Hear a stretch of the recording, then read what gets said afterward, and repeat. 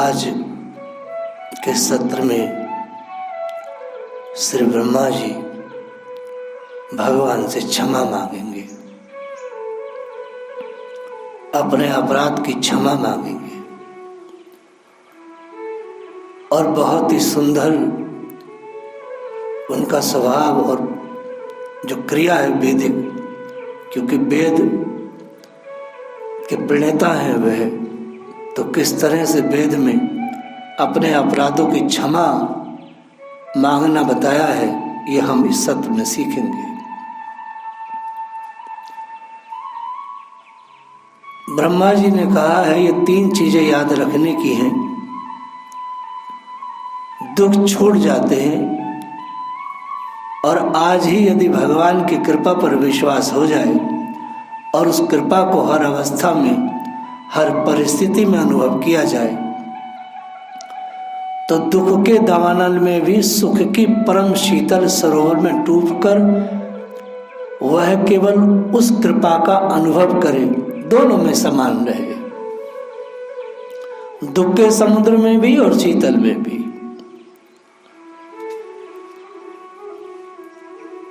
निर्विकार चित्त से ग्रहण कर ले कि भगवान की कृपा आई और अपने तन मन को भगवान को हमने समर्पित कर दिया। हाथ से जो काम करे उसमें भगवत सेवा का भाव हो और मन से भगवान का चिंतन, वाणी से भगवान का गुणगान और अपने को पूरी तरह भगवान में लगा देना। ब्रह्मा जी कहते महाराज मैं तो बस इससे आगे की बात नहीं जानता। ये बात आज स्मृत हो गई आपके उस भक्त वत्सल और भृत्य वत्सल चरित्र को देखकर। महाराज बस एक बात चाहता हूं, हे नंदनंदन, सिर्फ एक बात चाहता हूं।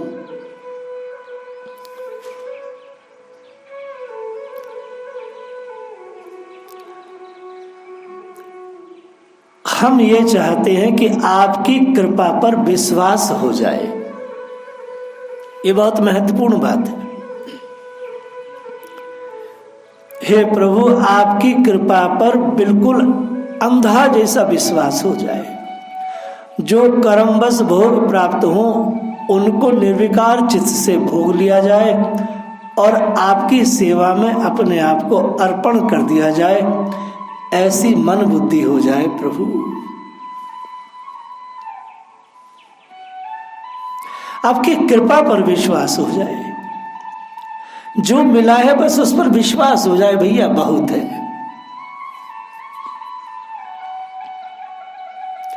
भक्ति के बिना ज्ञान प्राप्ति का प्रयास सर्वथा है। भगवान के सगुण और निर्गुण दोनों तत्वों का जानना बड़ा कठिन है, दुर्लभ है। इसलिए नाम स्मरण करते हुए अपने आप को भगवान के अर्पण कर देना चाहिए साधकों को। और जो कुछ भी संसार के सुख दुख प्राप्त हो उन्हें बिना किसी विकार के सहन करना चाहिए। यह ब्रह्मा जी ने अब तक कहा है। अब तक की कथा पिछले 7 दिनों से श्री ब्रह्मा जी का स्तवन चल रहा है, उसमें अब तक ये बात सार रूप में सामने आई।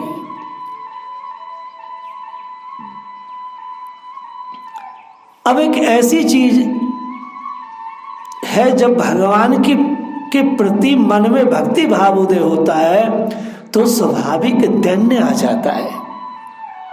मनुष्य थोड़ा नर्म हो जाता है, नप जाता है।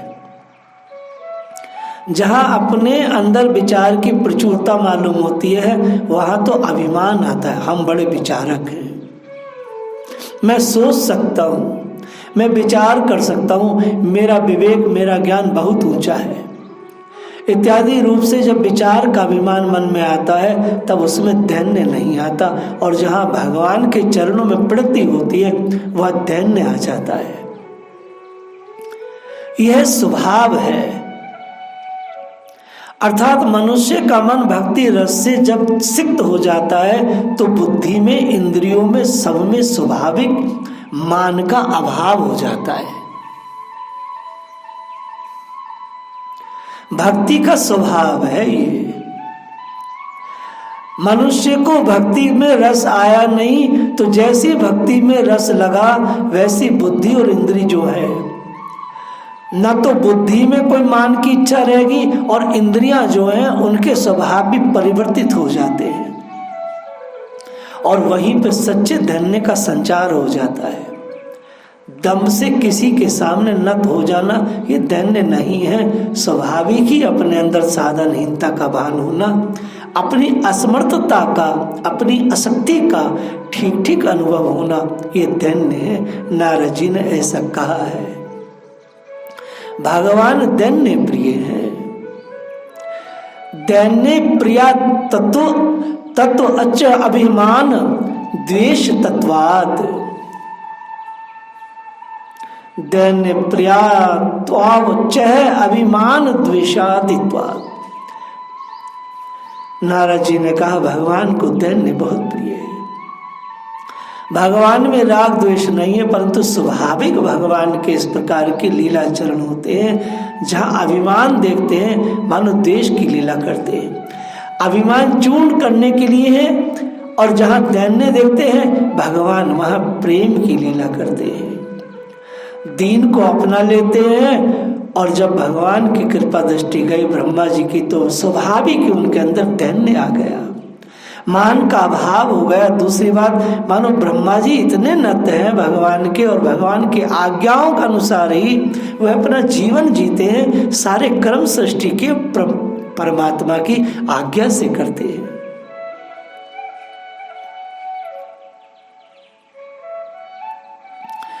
अब ब्रह्मा जी इस भावना से व्याकुल हो गए कि मेरे तो अंदर भक्ति कहाँ है।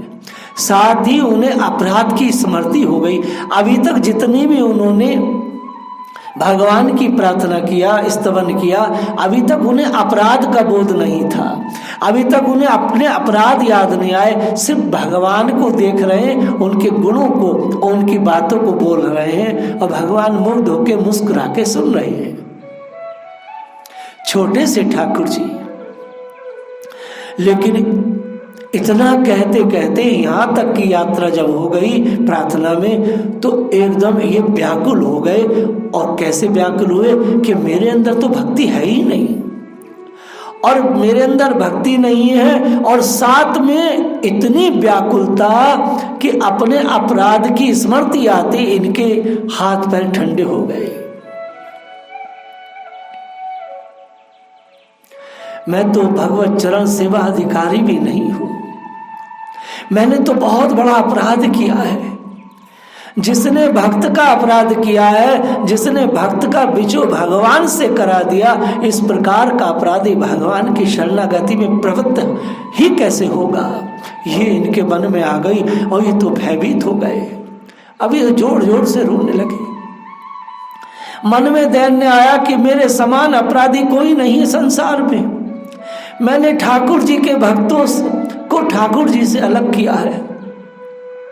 ब्रज कुमार के जो लीला पार्षद गोप बालक गोवत्स हैं, उनको मैंने माया मुक्त किया, स्थानांतरित कर दिया, उन्हें वहां से हटा दिया। ये अपार करुणा समुद्र भगवान जो है श्री नंदन, यदि ये मेरे अपराध को क्षमा कर दे तो भले ही मैं इनके चरणों की शरण प्राप्त कर सकूं, नहीं तो मेरी कोई गति दुनिया में है ही नहीं। अब यह सोचकर ब्रह्मा जी अपने महान अपराध के लिए पहले भगवान से क्षमा याचना करने लगे। अभी तक वो क्षमा नहीं याचना कर रहे थे, बस भगवान को गा रहे थे। जब किसी से कोई सच्चे हृदय से क्षमा मांगता है तो पहले अपना अपराध स्वीकार करता है। ये एक बड़ा सुंदर तरीका है। किसी को भी अनुकूल बनाना हो और अपना अपराध क्षमा करवाना हो तो पहले अपने अपराध को स्वीकार कर ले, ऐसा शास्त्र कहता है। और मुक्त हृदय से अपने को दोषी मान ले, युक्तिवाद नहीं। अगर युक्तिवाद करेंगे, बहानेबाजी करेंगे तो अपराध क्षमा नहीं होगा। चित्रगुप्त वह सब चीजें लिख लेंगे और आगे के जन्मों में वो भोगना पड़ेगा। मनुष्य बहुत बार युक्तियों के द्वारा इस प्रकार की चेष्टा करता है, अपराधी होने पर भी कि हमने ऐसा किया, इस कारण से किया, हम तो करना नहीं चाहते थे, हो गया, परिस्थिति ऐसी आ गई, यह दूसरे हमको खिंचाने लगे, तब हम खींच गए, लेकिन लोगों ने हमको छेड़ा तो ऐसा हो गया, उनका बर्ताव अच्छा नहीं रहा हमारे प्रति, तब हमने ऐसा किया। हम करना थोड़े चाहते थे, लेकिन जो हो गया सो हो गया, अब आप हमें माफ करिए।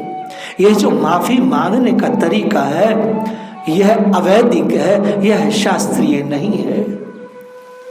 ब्रह्मा जी तो अच्छी तरह से अपने आप को मुक्त कंठ से अपराधी स्वीकार करने के बाद तब क्षमा के लिए कहना चाहते हैं। ब्रह्मा जी ने कोई युक्ति नहीं की, ब्रह्मा जी भगवान के पुत्र हैं, कोई दिमाग लगाया नहीं, मैं सबसे बड़ा अपराधी। ब्रह्मा जी में दैन्य आ गया, साथ ही आत्मगिलानी हुई, भावों का एक प्रभाव है चला। ब्रह्मा जी मानो कहा, हे भगवान, मैं भक्त नहीं, मुझे आप कहीं भक्त ना मान लेना।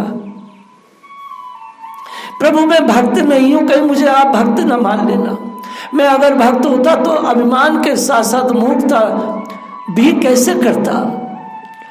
मैंने अभिमान तो किया, हे प्रभु मैंने मूर्खता भी की, मुझसे दोनों चीजें होंगी। आप सर्वंतयामी हैं, सब जानते हैं, सब जानने वाले हैं, आप मेरी मूर्खता को तो देखिए। आप सर्व कारण है, आप साक्षात मेरे पिता हैं, आप मेरे पिता हैं। भला ये कोई समझदारी की बात है?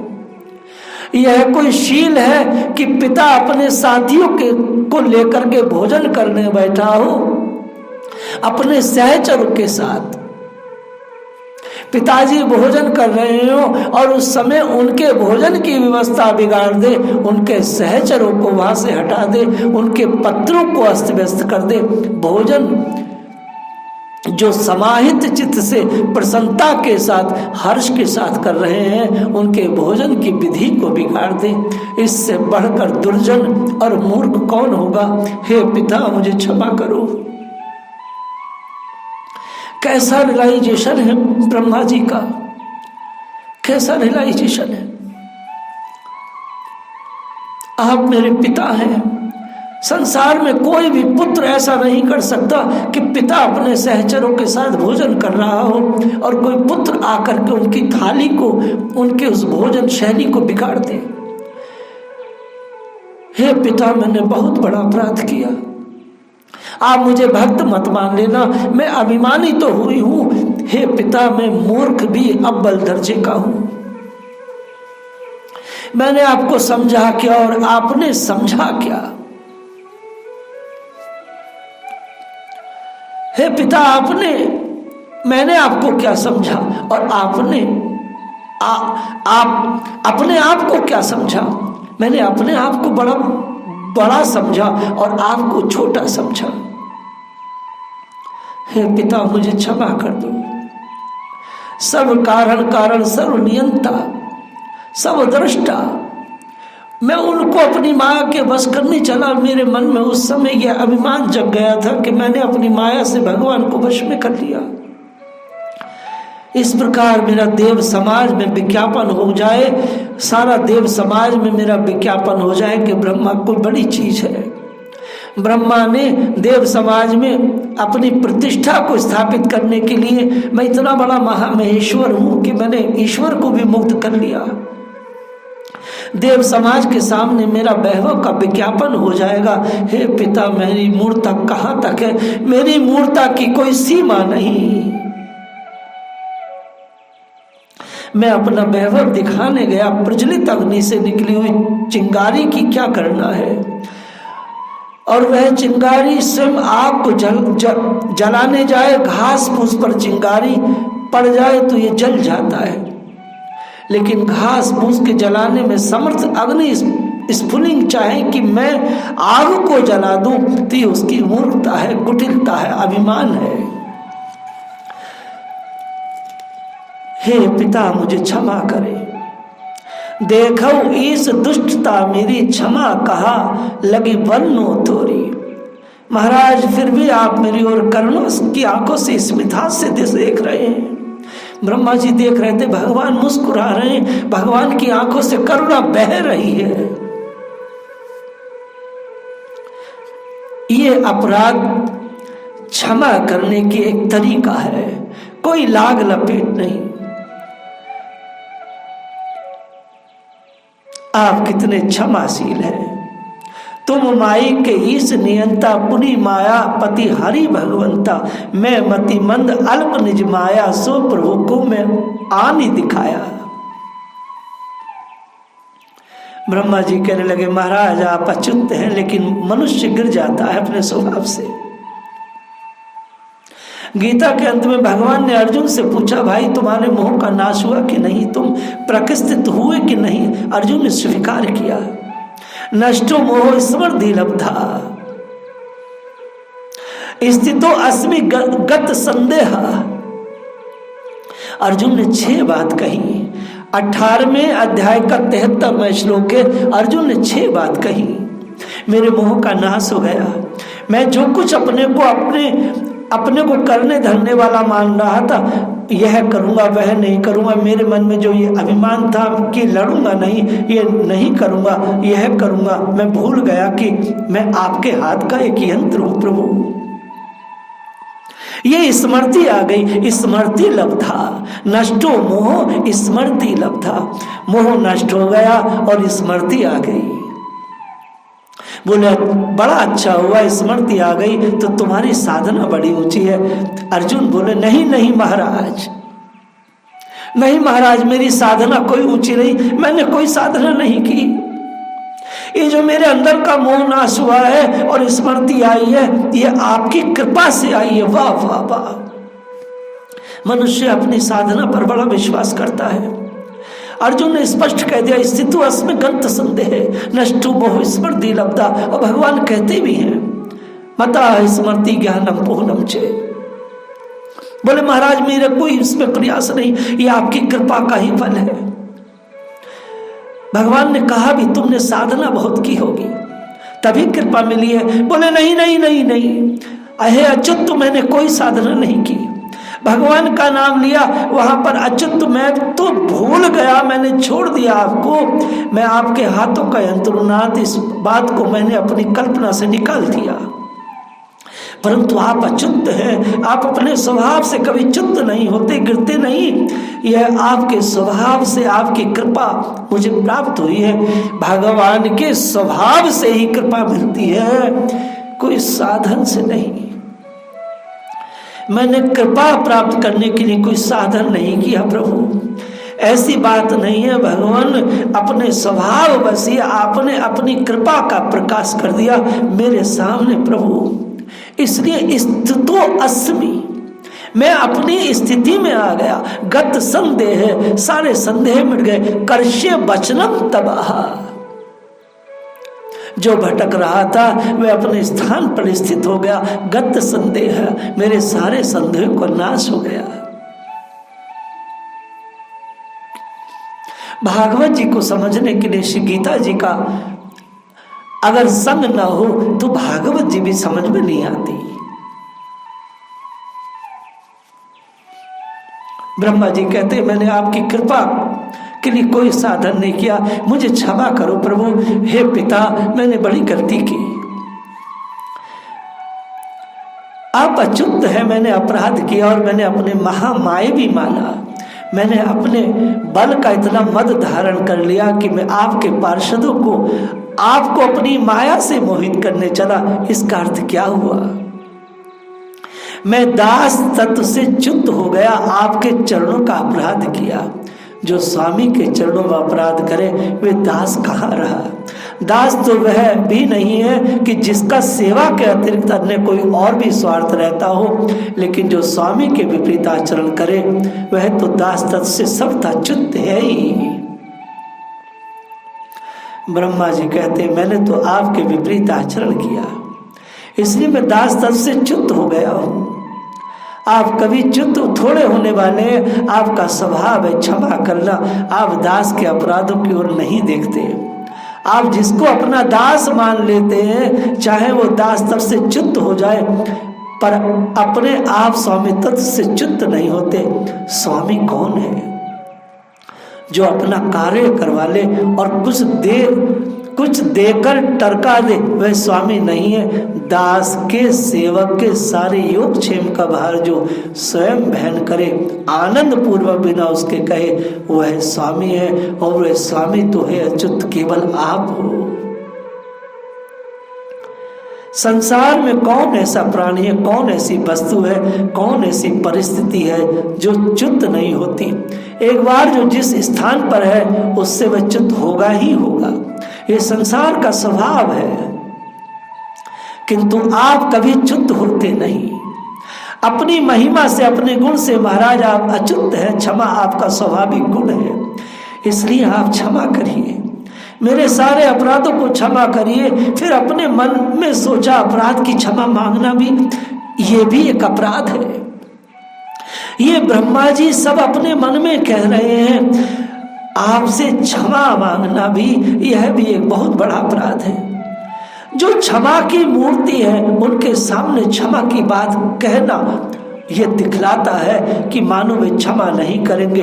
ब्रह्मा जी को संकोच हुआ, बोले महाराज क्या करे, तुच्छ जो होता है वह अपनी तुच्छता को ही लिए चलता रहता है, वो अपनी तुच्छता नहीं छोड़ता। जिसके हृदय में महान भावों का उदय नहीं होता, उसकी वाणी में महानुभाव कहां से आएगा? जिसकी वाणी में महाभाव आए, उसके ही हृदय में महानुभाव आता है, अर्थात ईश्वर आता है। जो अंदर होगा वही बाहर निकलेगा। आप महान से महान है और मैं तुच्छ से तुच्छ हूं, इसलिए मैंने अपराध किया और आपके क्षमाशील स्वभाव का तिरस्कार करके क्षमा मांग रहा हूं। यह भी है नाथ बहुत बड़ा अपराध है। यह भी मेरी तुच्छता का ही उदाहरण है। इसकी ओर आप न देखें महाराज, मेरी तुच्छता स्वाभाविक है। मैं उत्पन्न हुआ ही रजोगुण से हूँ। मेरा काम रजोगुण का कार्य होता है। सृष्टि करता हूँ ना महाराज, तो सृष्टि करना रजोगुण का कार्य है। ब्रह्मा जी की रजोगुणी लीला मानी गई है। रजोगुण में चंचल होता है। भगवान ने गीता जी में कहा भी है, रजस्तानी जायन्ते विवर्ध भरतर्षभ। ये जो रजोगुण है इसी से सब कुछ है। इसके बाद तुरंत तमोगुण आता है। ब्रह्मा जी स्वीकार कर रहे हैं, ये रजोगुण का चांचल्य है और तमोगुण का अज्ञान, इन दोनों में मैं लिप्त हो गया महाराज। इसलिए मैं 8 आंखों वाला भी अंधा ही रहा। ये रजोगुण में चांचल्य है महाराज, और तमोगुणी हूं, ये इसके कारण मेरे अंदर अज्ञानता है। रजोगुण की चंचलता ने और तमोगुण के अज्ञान ने, हे कृष्ण, मुझे अंधा बना दिया। इसलिए आपको सामने देखते हुए भी, आंखों के सामने प्रकट आपके माधुर्य लीला को देखते हुए भी, मैं आपके महात्म्य सिंधु का एक कण भी स्पर्श न कर पाया।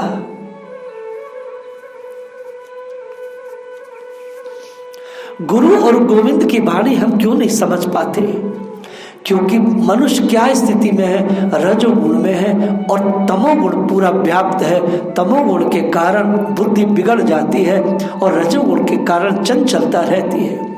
अनेक युवक युवतियां कहते हैं हम भजन करेंगे, संत बनेंगे, लेकिन जब तक रजोगुण शरीर में है और तमोगुण की अज्ञानता है, तब तक कोई आदमी इस पद तक कैसे बढ़ सकता है? भजन तो बहुत बड़ी चीज है। भगवान आप कितने महान हैं, मैं कितना क्षुद्र हूं। मेरे में आप गुण देखने जाएंगे तो कहीं गुण नहीं मिलेगा नाथ। आप जगन्नाथ हैं, आप जगन्नाथ हैं, जगत के नाथ हैं। मैं एक क्षुद्र जगत से बाहर हूं। मैं तो जगत में ही हूं ना महाराज, मैं जगत से बाहर नहीं हूं। आप जगत में के नाथ हैं, मैं आपके जगत का एक उपादान हूं। हे प्रभु मुझे क्षमा करो, मुझे क्षमा करो, मुझे क्षमा करो। ब्रह्मा जी हृदय से भगवान से क्षमा मांग रहे हैं। भगवान मुस्कुरा रहे हैं। आगे की लीला को हम लोग कल स्मरण करेंगे। जय राधे।